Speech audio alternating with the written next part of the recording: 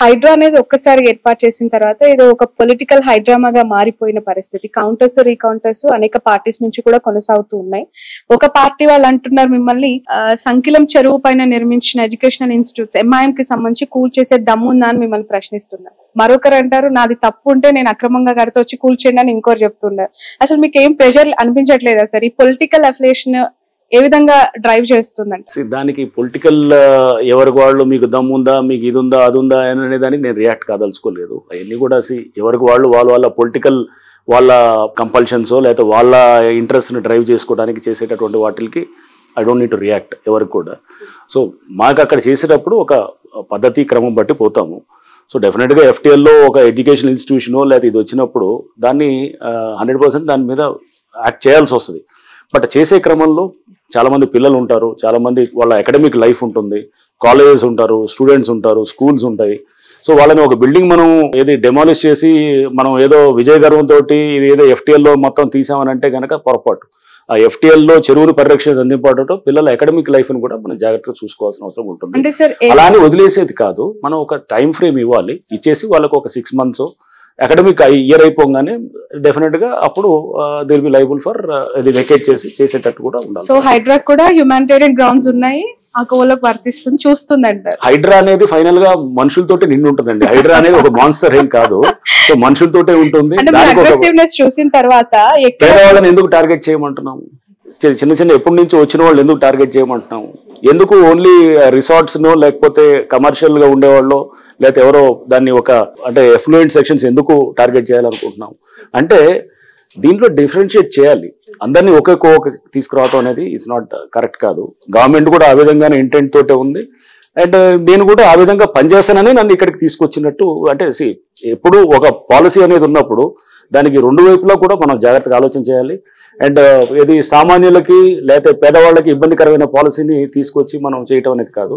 ఈ సిస్టమ్ ని మ్యానిపులేట్ చేస్తున్న వాళ్ళ మీద మనం డెఫినెట్ గా మనం హార్ష్ గా యాక్ట్ చేయాలి. సార్ ఈ ఎంటైర్ ప్రాసెస్ లో ఈ హైడ్రాకి సంబంధించి ఒక పొలిటికల్ కౌంటర్ సార్, దీనికి మీరే చాలా గట్టిగా సమాధానం చెప్తారా లేదంటే కౌంటర్ ఇస్తారా అని నేను ఈ క్వశ్చన్ అడుగుతున్నాను. ఎవరో కాల్చాలనుకున్న గన్ను రంగనాథ్ గారి భుజం పైన పెట్టి కాలుస్తున్నారు అని చెప్పి మాట్లాడే వాళ్ళకి మీరు ఇచ్చే సమాధానం? వచ్చే టైమే చెప్తుంది ఇవన్నీ కూడా. అది నా భుజం మీద నుంచి పెట్టి కాలుస్తున్నారా లేదా లేకపోతే అసలు పబ్లిక్ గుడ్ కోసం చేస్తున్నారా మీకే అర్థమవుతుంది.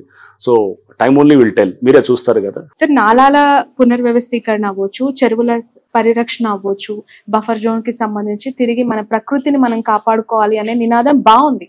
కానీ ఆల్రెడీ ఒక చరిత్రలో కనుమరుగైపోయిన చెరువులకి తిరిగి పునర్వైభవం వస్తుందా హైడ్రా ద్వారా అంటే? ఎందుకంటే అసలు అక్కడ చెరువు ఉందా నాలా ఉందా తెలుసుకోలేని అనేక స్ట్రక్చర్స్ ప్రస్తుతం హైదరాబాద్ లో కనిపిస్తూ ఉన్నాయి. అది ఖచ్చితంగా సాధ్యం అంటారా? అంటే మీరు ఎక్స్ట్రీమ్స్కి వెళ్ళొద్దు. అనేది ఆల్రెడీ 100% ఆక్యుపై అయిన చెరువుని కాదు, అట్లీస్ట్ ఇప్పుడు 60% 50% ఉన్న చెరువుని కాపాడుకోవచ్చు. అండ్ కొంతవరకు ఉన్నదాన్ని రివైవ్ చేయడానికి ట్రై చేస్తాము. మరి పూర్తిగా పోయిన చెరువుని అంతా కూడా నేను తీసుకొచ్చి 100% ఉన్నదాన్ని మళ్ళీ పూర్తిగా చెరువుని రివైవ్ చేస్తానని అనట్లేదు. బట్ ఒక సీరియస్ అటెంప్ట్ అనేది చేసినప్పుడు ఇప్పుడు లాట్ ఆఫ్ డిస్కషన్ జరుగుతుంది. ఇన్నాళ్ళు బఫర్ జోన్ అంటే తెలియదు, ఎఫ్టీఎల్ అంటే తెలియని వాళ్ళు ఇప్పుడు ఏంటి అనేది తెలుసుకుంటున్నారు. ఇప్పుడు ఒక కబ్జా చేయాలంటే కనుక 1-2 సార్లు జాగ్రత్తగా చేస్తారు.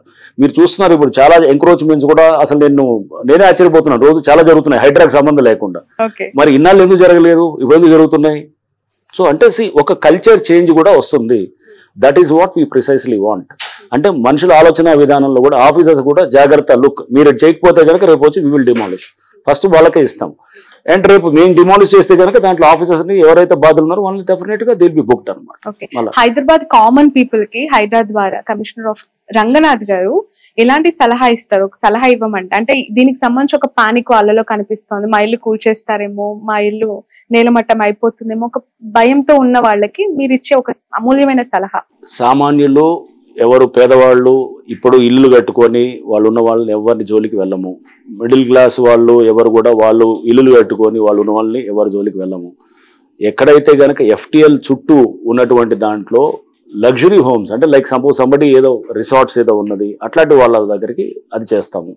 అండ్ అది కూడా ఏంటి వాటర్ బాడీస్ వరకే మెయిన్. ఇప్పుడు డ్రింకింగ్ వాటర్ బాడీస్ మనకి లైక్ హుస్సేన్ సాగర్, మన హిమాయత్ సాగర్ అండ్ గండిపేట ఉంది, దాన్ని దగ్గర చేస్తాము.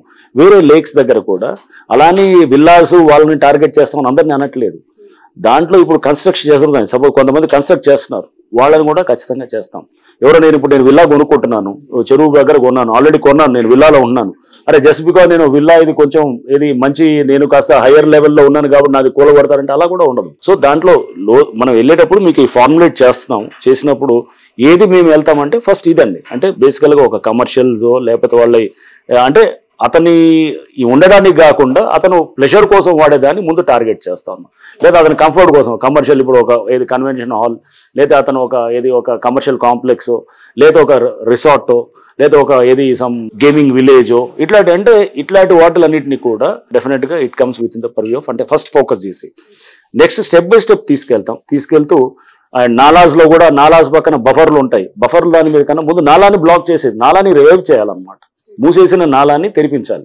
తెరిపించాలన్నప్పుడు దాంట్లో అన్నింటినీ మనం చేస్తే గనక మొత్తం మనం ఒకేసారి అన్ని ఫ్రంట్స్ ఓపెన్ చేయకూడదు. సో మెల్లిగా స్టెప్ బై స్టెప్ వెళ్ళి దాన్ని గ్రాడ్యువల్గా ఆ ప్రాబ్లమ్ని లీస్ట్ పబ్లిక్ రెసిస్టెన్స్ తోటి మాక్సిమం పబ్లిక్ గుడ్ చేయగలిగితే కనుక then that is what we wanted. Right. So Janwada farm houses కి సంబంధించి చాలా పెద్ద ఎత్తున చర్చ జరుగుతోంది. What is your stand on that? ఏం గుర్తించారు, అక్కడ ఏం జరిగింది అనుకుంటున్నారు? జన్వాడ ఫార్మ్ హౌస్ అనే దాని గురించి చూస్తే కనుక అది మోర్ ఆఫ్ 111 జీవోలో ఉన్నటువంటి ఇదిగా మేము చూస్తున్నాము. సో 111 జీవో అనేది మా స్కోప్ లో లేదు. నెంబర్ 1, మీరు ఎంటర్ అవ్వరా అక్కడికి? 111 జీవోలో మేము ఎంటర్ అవ్వం, మేము రాము. 111 జీవోలో అంటే చాలా ఉన్నాయి, హండ్రెడ్స్ ఆఫ్ వేల స్ట్రక్చర్స్ ఉన్నాయి. ఇది ఒకటే ప్రత్యేకంగా ఎందుకు వెళ్తాం? నాలా ఉందనుకోండి, for example FTL buffer house ఖచ్చితంగా చేసేవాళ్ళు, అది లేదు, అది 111 జీవోలో ఉంది. బట్ రేపు అక్కడ 111 జీవోలో చాలా స్ట్రక్చర్స్ రిమూవ్ చేస్తున్నప్పుడు దాంట్లో జన్వాడ ఫార్మ్ హౌస్ ఉంది, హైడ్రాన్ హెల్ప్ అడిగితే ఖచ్చితంగా చేస్తాం. సపోజ్ అక్కడ 100 స్ట్రక్చర్స్ తీస్తున్నాం, మొత్తం ఏరియాలు అంతా కూడా తీస్తున్నప్పుడు దాంట్లో దిస్ ఈజ్ ఆల్సో వన్ అంటే నేను హెల్ప్ చేస్తాం, డెఫినెట్ చేస్తాం. బట్ ఇండివిజువల్గా ఒకళ్ళని మనం పొలిటికల్గా చేసేది అట్లా ఆలోచన హైడ్రా చేయదు. అండ్ ఆ విధంగా దాన్ని మీరు అంటున్నారు కదా ఇందాక ఏదో భుజం మీద పెట్టి కాల్చేదానికి హైడ్రా అనే దానికి అది ఆ ఇన్స్టిట్యూషన్ కానే కాదు. ఓకే, ఎక్కువగా వినిపిస్తుంది లైక్ పల్లా రాజేశ్వర్ గారు, మల్లారెడ్డి గారి కాలేజెస్ కి సంబంధించి కావచ్చు, లేదంటే ఇతర ప్రతిపక్ష పార్టీలకు సంబంధించిన నేతలవే ఎక్కువగా టార్గెట్ అయినట్టు కనిపిస్తుంది.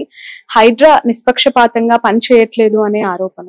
మీకు ఇన్నాళ్ళు మొన్న నేను రిలీజ్ చేశాము ఎవరెవరు డిమాలిష్ చేశామనేది. దాంట్లో టీఆర్ఎస్ వాళ్ళు ఎంతమంది ఉన్నారు చూస్తే ఒకళ్ళు ఉండొచ్చు, బహుశా భాస్కర్ రావు గారిది ఎవరిదో ఉన్నట్టుంది. ఆయన కూడా is not a core politician కాదు. సో టీఆర్ఎస్ వాళ్ళు ఎవరు లేరు అంటే మీరు అన్నట్టు బీఆర్ఎస్ వాళ్ళది చేశారనేది. సో అది ఫస్ట్ ఆఫ్ ఆల్ అప్రహెన్షన్, ఆరోపణలు, అది నేను అప్రహెన్షన్ రియాక్ట్ కాకూడదు. సో ఇది నెంబర్ 2 ఇస్ కొంతమంది ఎంఐఎం వాళ్ళది డిమాలిష్, అండ్ దాంట్లో బీజేపీ వాళ్ళు కూడా ఉన్నారు, కాంగ్రెస్ వాళ్ళు కూడా ఉన్నారు, కాంగ్రెస్ వాళ్ళే కూడా చేసినప్పుడు న్యాచురల్గా అన్ని పార్టీలు ఉన్నప్పుడు ఇక మరి ఈ ఆరోపణ ఎందుకు వస్తుంది? ఇది అన్ని పొలిటికల్గా ఎక్కడో అలిగేషన్ చేసేదానికి రేపు అందుకో ఎన్ని వర్క్ తోటి మనకు చూపించేటటువంటి ఉంటాయి. వెళ్ళే కొద్దీ మీరు నెక్స్ట్ 1 month 2 months 3 months లో మీరు చూసినప్పుడు దాంట్లో అప్పుడు ఎక్కువ టీఆర్ఎస్ వాళ్ళే డిమాలిష్ అయినాయా లేదా ఎవరు డిమాలిష్ అయినాయి, అసలు పార్టీలకు సంబంధించిన డిమాలిష్ అవుతున్నారా, ఇవన్నీ కూడా నాకు అర్థం అవుతాయి. ఫైనల్ గా ఒక క్వశ్చన్ సార్, హైడ్రాక్ అసలు చట్టబద్ధత అనేది లేదు, కేబినెట్ లో అప్రూవల్ లేదు, దీనికి ఒక చట్టం అనేది కాదు, ఇది జస్ట్ ఒక జివో తీసుకొని వచ్చేస్తున్నారు, అక్కడ నోటీస్ వచ్చేసింది కట్టేశారని చెప్పి కూల్ చేస్తున్నారు. అథెంటికేషన్ ఏంటి అసలు? కోర్టు కూడా ఒకవేళ మిమ్మల్ని ప్రశ్నిస్తే మీ సమాధానం ఎలా ఉండొచ్చు? హైడ్రా అనేది ఒక జియో ద్వారా కాన్స్టిట్యూట్ అయింది. జియో అనేది ఒక గవర్నమెంట్ ఆర్డర్ ఉంటుంది, 99 జియో ఉంది, dated 19th July last month తో వచ్చింది. సో ఇది జియో కాన్స్టిట్యూట్ చేయడానికి ఏంటి, ఆర్టికల్ 162 అని ఉంటుంది రాజ్యాంగంలో. ఆర్టికల్ 162 ఏం చెప్తుందంటే the executive power of the state extends to all the subjects to which the legislative power of the state extends to అనమాట. అంటే చట్టాన్ని చేసేటటువంటి అధికారం ఎక్కడ దాకా ఉంటుందో ఆ అన్నిటికీ కూడా ఎగ్జిక్యూటివ్ పవర్ అంటే ఎగ్జిక్యూటివ్ ఏది ఇట్లా ఒక గవర్నమెంట్ ఆర్డర్ ద్వారా చేసేదానికి కూడా అవకాశం ఉంటుంది. అండ్ దీనికి గవర్నమెంట్ ఆర్డర్ ద్వారా ఎగ్జిక్యూటివ్ రిజల్యూషన్ ద్వారా అంటే ఎగ్జిక్యూటివ్ ఆర్డర్ ద్వారా చాలా సంస్థలు ఫ్లోట్ అయినాయి ఇంతకుముందు. ఇక్కడ మన దగ్గర చూస్తే విజిలెన్స్ ఎన్ఫోర్స్మెంట్ డిపార్ట్మెంట్ ఉండొచ్చు, ఏసీబీ ఉండొచ్చు, లేకపోతే కేంద్రంలో చూస్తే ప్లానింగ్ కమిషన్, ఒకప్పుడు మొత్తం ప్లానింగ్ కమిషన్ ఉండొచ్చు, లా కమిషన్ ఉండొచ్చు, ఇవన్నీ ఎన్నో కమిషన్స్ కూడా ఎగ్జిక్యూటివ్ ఆర్డర్ ద్వారా ఫామ్ అయినాయి అనమాట. సో అందుకోసము దీనికి ఓన్లీ చట్టం చేస్తేనే ఇది అనేది కాదు, బట్ డెఫినెట్ గా దీనికి కొన్ని ఎక్కడెక్కడైతే కొన్ని చిన్న చిన్న లూప్ హోల్స్ ఉన్నాయో దాన్ని కూడా చట్టబద్ధత తీసుకురావడానికి ఇండిపెండెంట్ బాడీ అంటారా sir? Independent department, independent department. దీనికి బడ్జెటింగ్ సెపరేట్ చేశారు, దీనికి గవర్నింగ్ కౌన్సిల్ కి చైర్మన్ సీఎం గారు ఉంటారు, దీని మినిస్టర్స్ కూడా దాంట్లో మెంబర్స్ ఉన్నారు, అండ్ దానికి కమిషనర్ గా నేను ఉన్నాను. సో ఇవన్నీ దీనికి ఒక జియో ద్వారా వచ్చిందనేది చట్టం పరిధిలో రాదు అని అంటే పొరపాటు. అది GO is also legally valid ఇదనమాట, ఒక అంటే లీగల్ గా ఫార్ములేట్ అయినటువంటిది అనమాట. రైట్. విస్తరించడానికి పోలీస్ స్టేషన్స్ అన్నారు, చాలా కొత్తగా అనిపించింది sir. Finally conclude with that, ఎన్ని పోలీస్ స్టేషన్స్ ఏర్పాటు చేయబోతున్నారు, ఎంత స్టాఫ్ పెంపొందించాలని అనుకుంటున్నారు? ఒక పోలీస్ స్టేషన్ తో పెట్టాలండి హైదరాబాద్. అక్కడ కంప్లైంట్స్ ఏ రకంగా తీసుకునే అవకాశం ఉంది స్టేటస్ కోసం? అంటే మీరు ఒకటి ఎక్కడన్నా ఒక లేఅవుట్ ఉందనుకోండి, లేఅవుట్ లో వాళ్ళు దొంగ లేఅవుట్లు వేసి, లేకపోతే ఆల్రెడీ ఎగ్జిస్టింగ్ లేఅవుట్ లో పార్కులు ఉన్నాయి దాన్ని తీసేసి ఇంకో లేఅవుట్ వేసి దాన్ని మళ్ళీ అమ్మారనుకోండి, అమ్మితే కనుక దాన్ని చెక్ చేస్తాం. అట్లానే దొంగ పర్మిషన్లు తీసుకొచ్చి ఎక్కడో ఒక చోట వాళ్ళు చెరువులో పర్మిషన్స్ కాకుండా ఎక్కడో నెంబర్లు వేసి చేశారనుకోండి, అది కూడా ప్రాసిక్యూట్ చేస్తాం. ఇట్లా రకరకాలుగా ఉంటాయి అనమాట. అంటే మన కేసెస్ దీంట్లో అంటే గవర్నమెంట్ అసెట్స్ ని ప్రొటెక్ట్ చేసే క్రమంలో క్రిమినల్ గా ఎవరన్నా గనక చేస్తే గనక వాళ్ళ మీద ప్రాసిక్యూట్ చేయడానికి పోలీస్ స్టేషన్ పనికొస్తుంది. రైట్.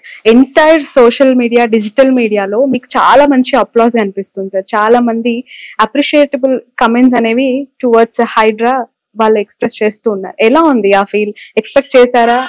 ఎందుకు అంటే విమర్శించే వాళ్ళు అక్కడ స్ట్రక్చర్ కోల్పోయిన వాళ్ళు అయి ఉంటారు, కానీ రాష్ట్ర వ్యాప్తంగా కూడా ఇలాంటి పనులు చేయాలని కోరుకుంటున్న వాళ్ళు కూడా ఉన్నారు. ఎలా చూస్తున్నారు? నేను ఏది అప్లాస్ కోసం క్రిటిసిజం కోసం నేను ఎప్పుడు పనిచేయను. అక్కడ మేము నాకు మ్యాండేట్ గవర్నమెంట్ ఇచ్చింది.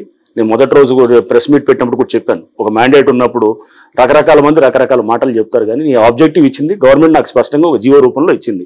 ఆ మ్యాండేట్ కోసం పనిచేసేటప్పుడు దాన్ని మెచ్చుకునే వాళ్ళు ఉంటారు, క్రిటిసైజ్ చేసే వాళ్ళు ఉంటారు, అవన్నింటినీ అతీతంగా పనిచేస్తుంటాం.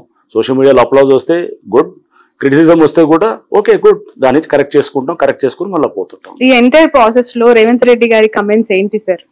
సీఎం గారు he has given all the freedom, and దీనికి కావాల్సినటువంటి మొత్తం స్టాఫ్ ని, బడ్జెట్ ని టాప్ ప్రయారిటీ కింద తీసుకున్నారు సీఎం గారు. తీసుకొని దీనికి చాలా ఇంపార్టెన్స్ ఇస్తున్నారు. ఎందుకంటే కబ్జాలంటే రేపు భయపడాలి, అసెంబ్లీలో కూడా చెప్పారు. కబ్జాలంటే కనుక ఇక్కడ భయపడాలి, ఆ వాతావరణం తీసుకురావాలి. అంతేగాని జంగిల్ రాజ్యం నడవకూడదు. జంగిల్ రాజ్యం నడిచామనుకోండి, మనం ఒక నాగరిక సమాజంలో ఉన్నదానికి ఇష్టానుసారంగా ఎవడంటే వాడు వచ్చేసి కబ్జాలు చేస్తున్న క్రమంలో చేస్తే కనుక దెన్ ఐ డోంట్ థింక్ అది కరెక్ట్ కాదు. ప్రభుత్వం ఆ ఇంటెంట్ తో ఉంది కాబట్టి they have created this organisation. Sir, ఇంకా వరంగల్, లైక్ ఖమ్మం ఇలాంటి కొన్ని సిటీస్ లో ఏర్పాటు చేయాలి, ఇమీడియట్ గా యాక్టివ్ అవ్వాలి అని కోరుకునే వాళ్ళకి మీరేం చెప్తారు? అది గవర్నమెంట్ తీసుకునే డెసిషన్ బట్టి ఉంటుంది. సో ప్రస్తుతం యాజ్ ఇట్ ఈస్ మాకే ఇదే చాలా హెవీ అయిపోతుంది. సో అది గవర్నమెంట్ నిర్ణయాలు బట్టి మేము ముందుకు పోతాం. Right. Thank you so much sir. Thank you. ఇది రంగనాథ్ గారితో special interview. That's all for now.